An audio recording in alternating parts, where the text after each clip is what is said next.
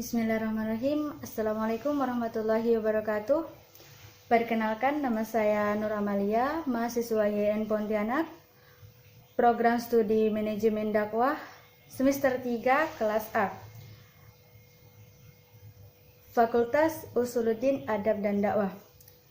Di sini saya akan menjelaskan tentang materi dari mata kuliah komodifikasi dakwah. Materi yang akan saya bahas yaitu tentang mubalik YouTube dan komodifikasi konten dakwah.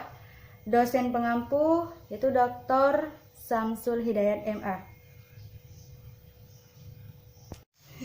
Baik, saya akan menjelaskan tentang mubalik YouTube dan modifikasi konten dakwah. Perkembangan internet saat ini mendominasi kehidupan masyarakat dunia. Berdasarkan hasil survei yang dilakukan oleh Asosiasi Penyelenggara Jasa Internet Indonesia atau yang disingkat dengan APJII, menunjukkan bahwa di antara 262 penduduk Indonesia, lebih dari 50% atau sekitar 143 juta warga Indonesia terhubung jaringan internet sepanjang tahun 2017. Sedangkan menurut Shawn Wilbur Nasrullah 2014, internet dan cyberspace menciptakan suasana kolektif serta dunia tersendiri melalui fasilitas web yang memungkinkan kontak pada setiap individu secara halus atau external kontak. Alhasil, setiap orang akan merasa terkoneksi satu sama lain, serta menemukan efek tertentu ketika berhubungan melalui cyberspace.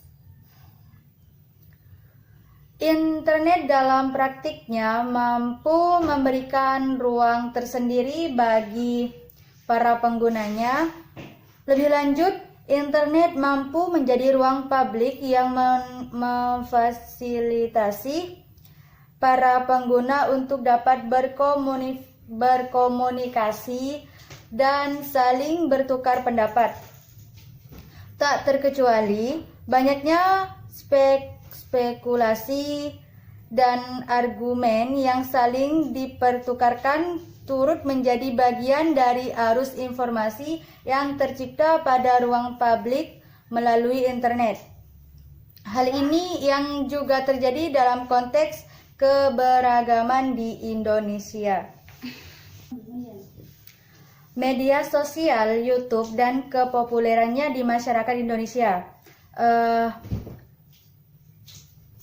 Pemaparan dan hasil penelitian APJII menyatakan bahwa pengguna jasa internet di Indonesia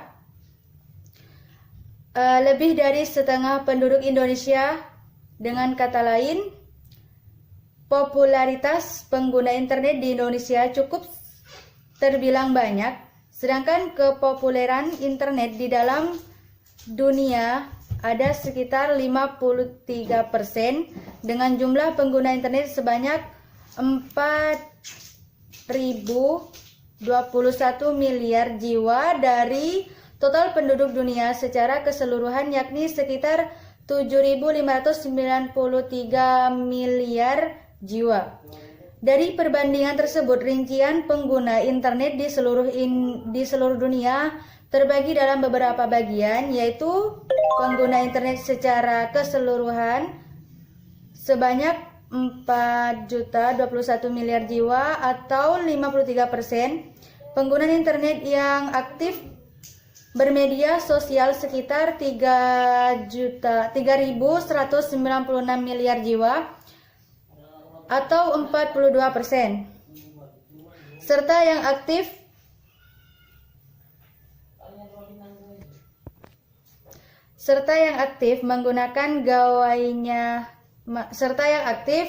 bermedia sosial menggunakan gawainya saja sekitar 2.958 miliar jiwa atau 39%. Kepopuleran media sosial ini menyebabkannya menjadi kajian yang menarik Beberapa wujud media sosial yang pernah ditelaah lebih dalam oleh para peneliti media sosial seperti Instagram menunjukkan secara spesifik data pengguna media sosial Instagram yang didominasi oleh orang-orang dengan kisaran usia 18 sampai 29 tahun, serta media sosial Pinterest lebih didominasi oleh kaum perempuan yang berumur 25 sampai 34 tahun. Masih banyak berbagai media sosial yang memiliki segmentasi spesifik dan populer di kalangan masyarakat. YouTube misalnya memiliki pertumbuhan yang sangat signifikan di Indonesia.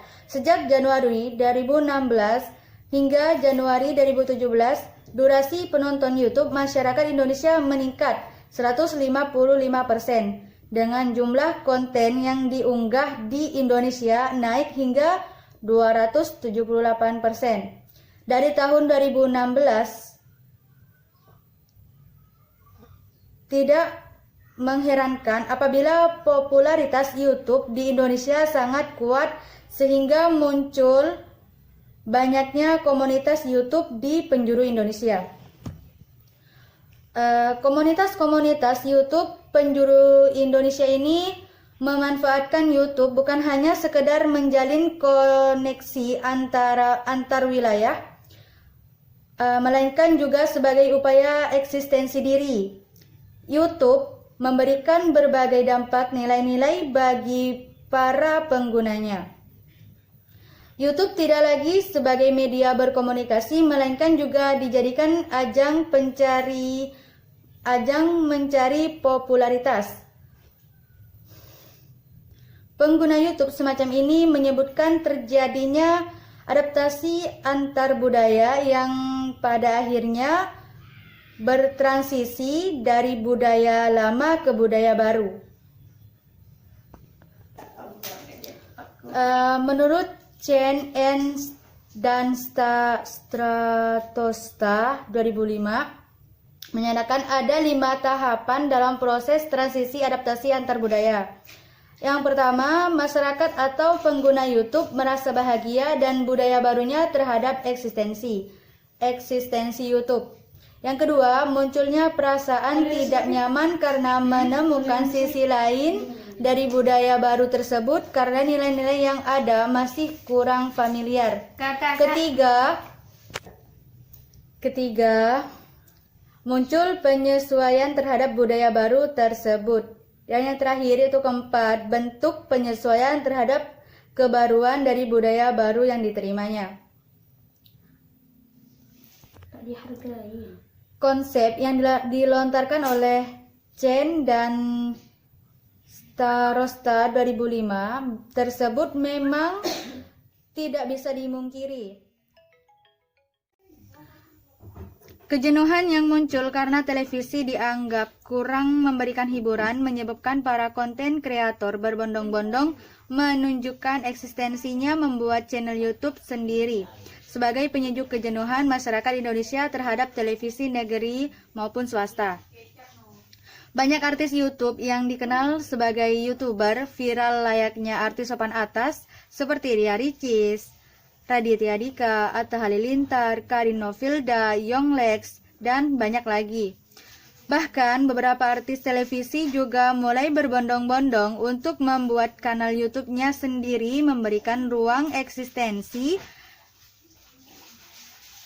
Hal ini dikarenakan memang selain memberikan ruang eksistensi, YouTuber juga menjadi lahan pendapatan bagi kanal ataupun saluran YouTube yang sudah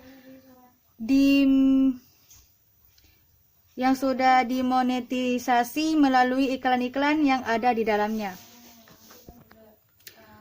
Monetisasi kanal YouTube konten dakwah. Fenomena banyaknya orang yang diklaim sebagai mubaligh atau ustadz mengharuskan Kementerian Agama turun tangan dengan cara merilis 200 nama mubaligh yang diakui oleh pemerintah.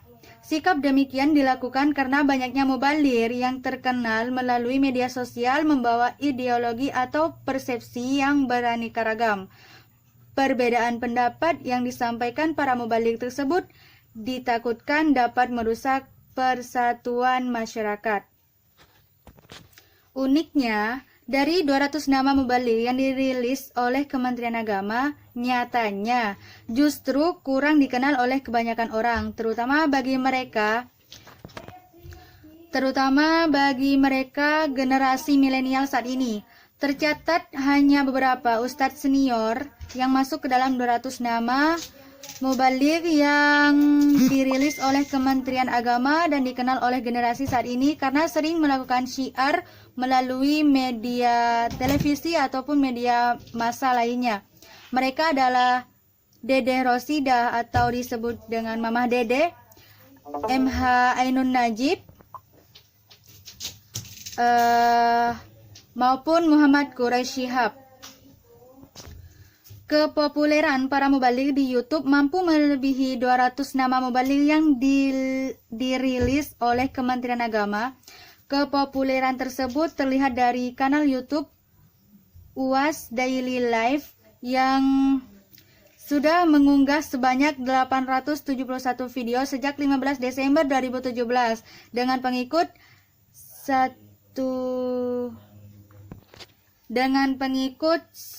129.220 orang dan ditonton sebanyak 13.171.564 kali. Kanal Hanan Attaqi mengunggah 68 video sejak 11 Mei 2017 dengan pengikut 143.321 orang dan ditonton sebanyak 3.298.273 kali. Kanal Akhyar TV yang merepresentasikan Ustadz Adi Hidayat sudah mengunggah 195 video sejak 21 Oktober 2016 dengan pengikut 156.787 orang dan ditonton sebanyak 5.780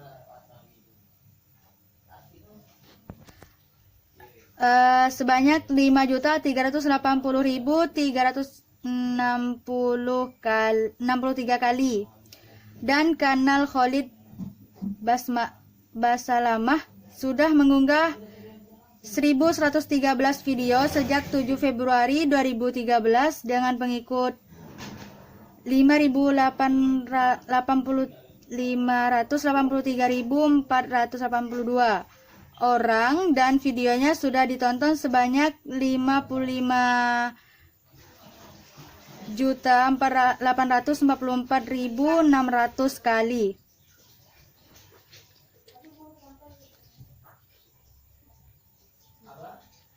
Demikian yang dapat saya sampaikan, mudah-mudahan bisa bermanfaat. Kurang dan lebihnya mohon maaf.